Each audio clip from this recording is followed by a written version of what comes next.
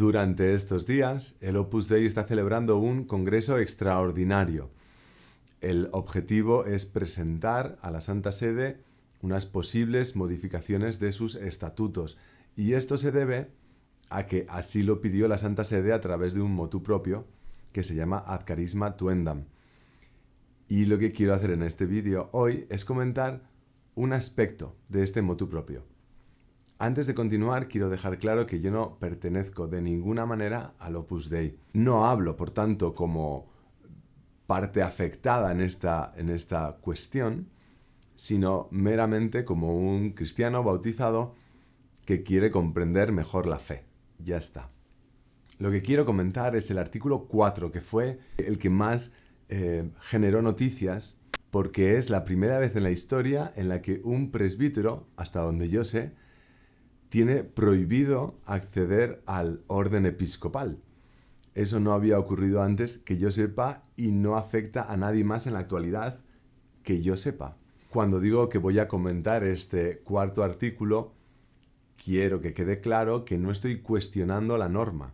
No es la norma lo que me preocupa, aunque se podría reflexionar acerca de esta norma, que es bien curiosa. Lo que me llamó la atención fue el argumento que se utiliza para justificar esta norma. Si os habéis dado cuenta, en el motu propio, esta norma aparece como la conclusión de un razonamiento previo.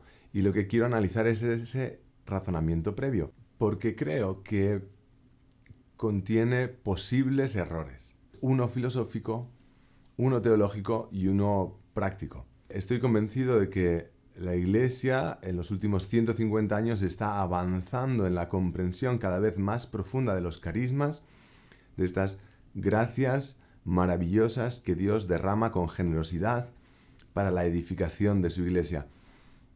Y creo que es importante que sigamos avanzando con firmeza, con solidez, ¿no?, en esta comprensión.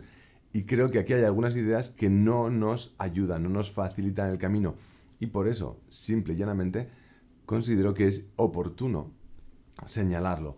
No vaya a ser que por espíritu de obediencia a este documento, aparte de obedecer las normas, acabemos, dejando entrar ciertas visiones que no favorecen la profundización en la comprensión de los carismas. El primer error, como digo, es un error filosófico. Se dice que es necesaria una forma de gobierno basada más en el carisma que en la autoridad jerárquica. Se está, de alguna manera, separando el concepto de gobierno de los conceptos de autoridad y de jerarquía. Y eso, filosóficamente hablando, porque aquí no es una cuestión de fe, es una cuestión de razonamiento humano, no es adecuado. El gobierno es el trabajo de guiar, dirigir, regir, mandar, ordenar. Y para llevar a cabo este trabajo hace falta tener la facultad, el derecho, la potestad, la capacidad para llevar a cabo esta tarea, ¿no?, de guiar.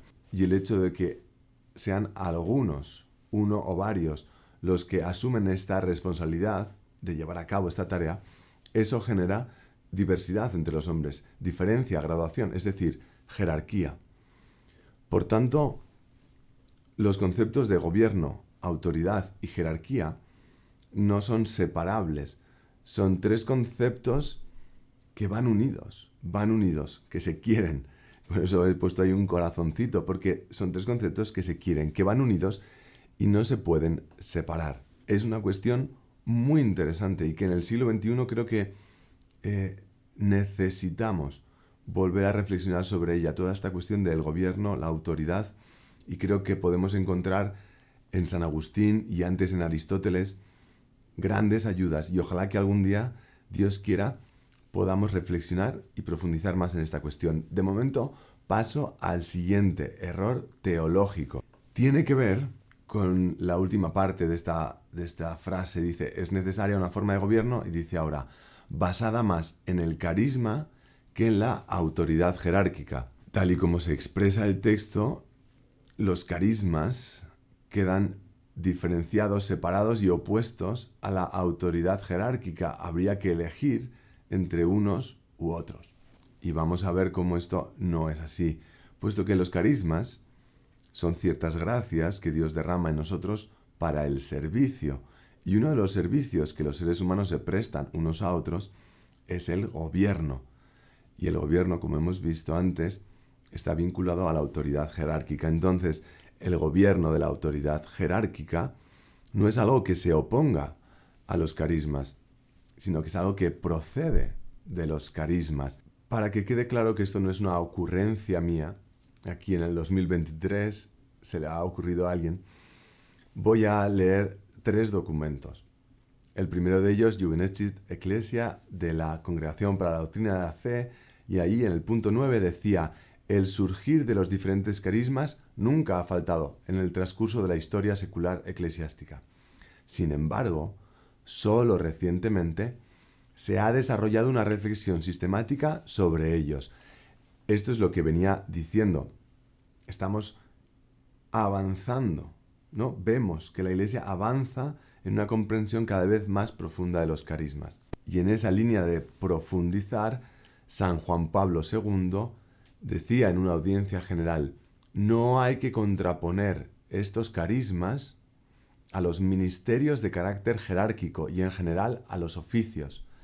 El orden jerárquico y toda la estructura ministerial de la Iglesia se halla bajo la acción de los carismas, como se deduce del texto que dice: no descuides el carisma que hay en ti. Hay pues un carisma de Pedro, hay un carisma del obispo, hay un carisma del presbítero, hay un carisma del diácono. Y esto no solo lo entendió y lo enseñó San Juan Pablo II, también su sucesor, Benedicto XVI, decía en un discurso: en la Iglesia también las instituciones esenciales, la jerarquía, son carismáticas.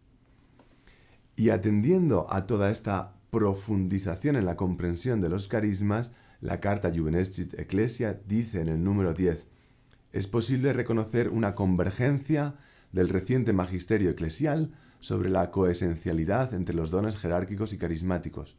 Y continúa: su oposición, así como su yuxtaposición, sería signo de una comprensión errónea o insuficiente de la acción del Espíritu Santo en la vida y misión de la Iglesia. Y esta oposición es la que se ve en este documento del motu proprio Ad Charisma Tuendam. Parece que se están oponiendo.